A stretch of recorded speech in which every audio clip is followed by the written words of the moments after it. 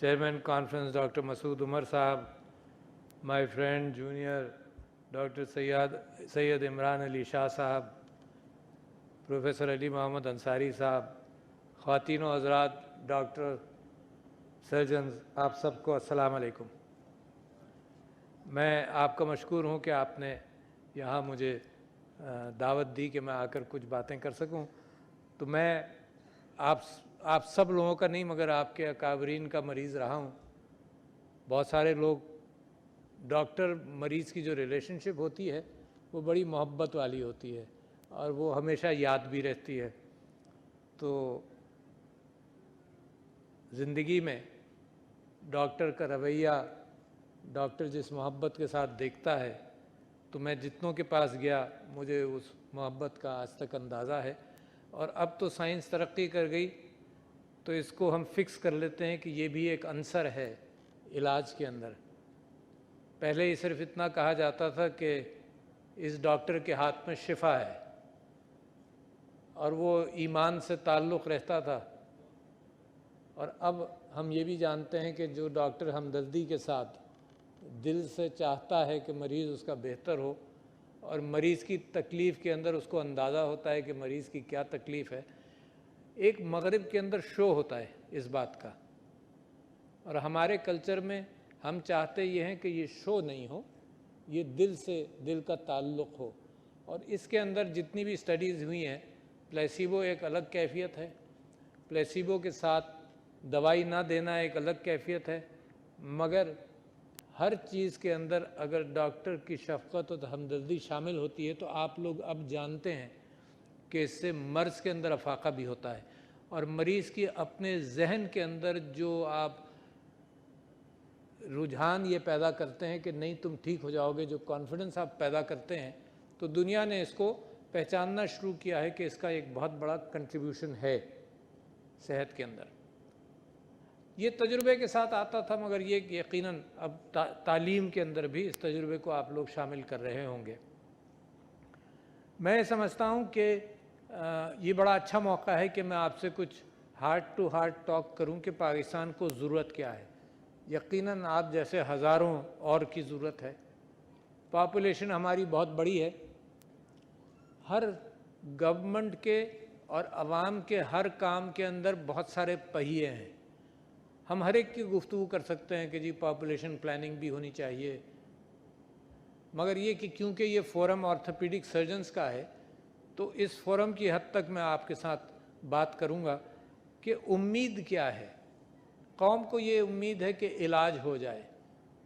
और आपने ज़िक्र किया कि जैसे उम्र गुज़रती है तो फ्रैक्चर्स का इम्कान बढ़ जाता है।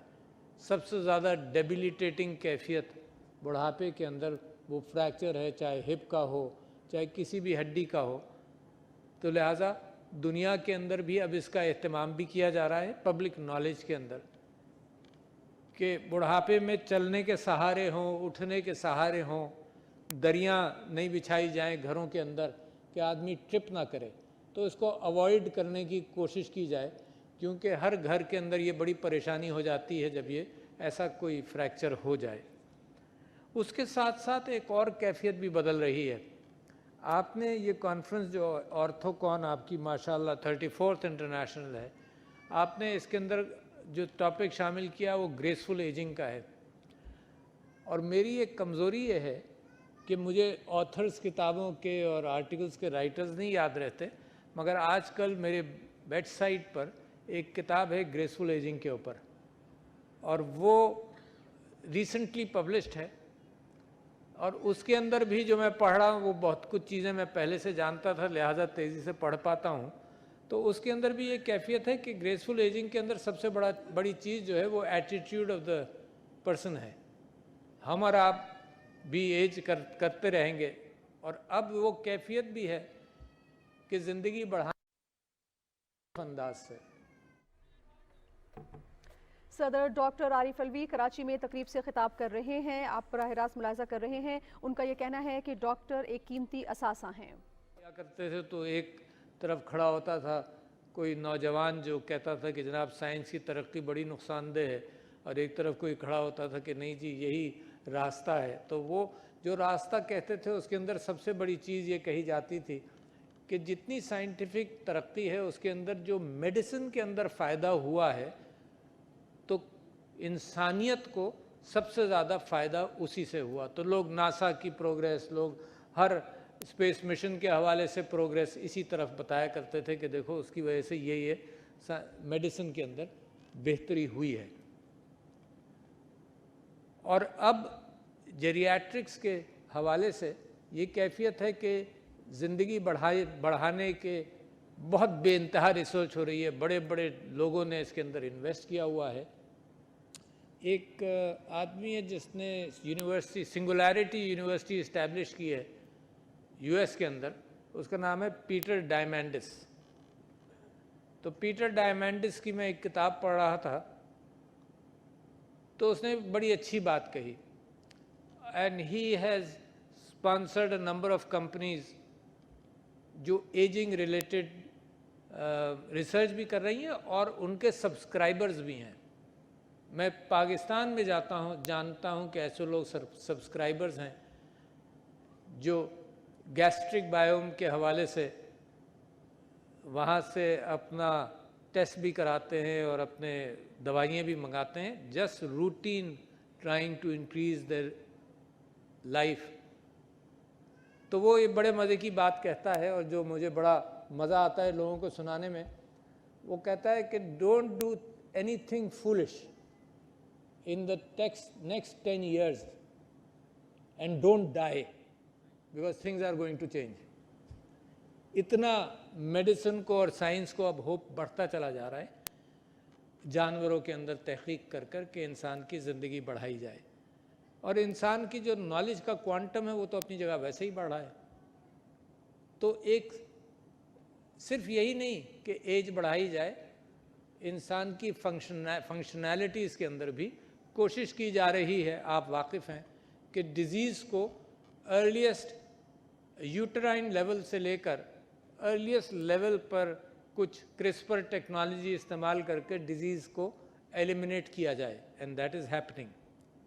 At the same time Hitler کے زمانے میں آپ کو یاد ہوگا پورا ایک ریشل ڈیولپمنٹ کی نیت تھی جس کے اندر فزیکلی اچھی جینیٹک پول کو میچ کر کر ریس، ایک اچھی ریس بنانے کی نیت تھی. مگر اس میں تو ٹائم بڑا لگتا ہے نا، یعنی کئی جنریشنز لگیں گی کہ ایک اچھی ریس بنے. آپ جانتے ہیں جینیٹکس پھولوں کے اندر اور پھلوں کے اندر اور غلے کے حوالے سے ہر جگہ یہ جینیٹک ماڈیفیکیشن کیا جاتا ہے مکس اینڈ میچ کر کے تاکہ ایک اچھی نسل نکلے. تو اب تو یہ سمجھا جاتا ہے کہ it can be done faster, not waiting for aging etc. and a whole generation to generation change آئے. It can be done faster. اور اس حوالے سے ایک بہت بڑی بیٹل اب شروع ہو رہی ہے ایتھکس کے ساتھ. What is ethical and what is not ethical. یہ ایتھیکل سمجھا جائے گا کہ بیماری کو دور کرنے کے لیے جو کچھ جینیٹک چینج کرنی ہے وہ آپ کر سکتے ہیں. ابھی تک یہ ایتھیکل سمجھا نہیں جا رہا کہ اسٹرینتھ انسان کی بڑھائی جائے، انٹلیکٹ انسان کا بڑھایا جائے. اس کو ابھی تک ایتھیکل نہیں سمجھا جا رہا. اور آپ کو یاد ہوگا کہ چائنا کے اندر 2 بچے ایسا پیدا ہوئے جن کے اندر کچھ ماڈیفیکیشنز کی گئیں تو وہ وہاں بھی انہوں نے اس کو بین کر دیا. مگر یہ چیزیں بین کرنے سے غائب نہیں ہو جاتی. Some research must be going on everywhere. تو اس حوالے سے آپ کی فیلڈ بھی بہت اوپن ہے. اور میں لوگوں کی فٹنس کے حوالے سے بھی لوگوں کو کہتا ہوں کہ پاکستان کا ایک بہت بڑا پرابلم یہ ہے کہ ڈائبٹیز بڑھ گیا مثال کے طور پر. اس کے اندر ہماری carelessness as far as eating habits are concerned وہ ہے. پھر نیرو اسپیکٹرم آف فوڈز وہ بھی ہے. ہنٹر گیدرر والی کیفیت تو نہیں ہے کہ یہ بھی کھایا وہ بھی کھایا. اگر روٹی کھاتے ہیں تو صرف گندم کی کھاتے ہیں.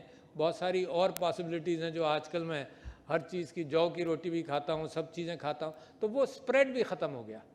تو ایک تو پاکستان کے اندر ارریسپانسبل ایٹنگ جس کے اندر شوگری فوڈز، جس کے اندر کولڈ ڈرنکس، اور یہ بھی بحث ہوتی ہے. پچھلے دنوں ڈائبٹیز کی ایک کانفرنس تھی، اس کے اندر میں ایسے پی ایم ہیلتھ فیصل سلطان صاحب کی بات پڑھ رہا تھا کہ انہوں نے یہ فرمایا کہ جناب چلو کھاؤ کم اور چلو زیادہ.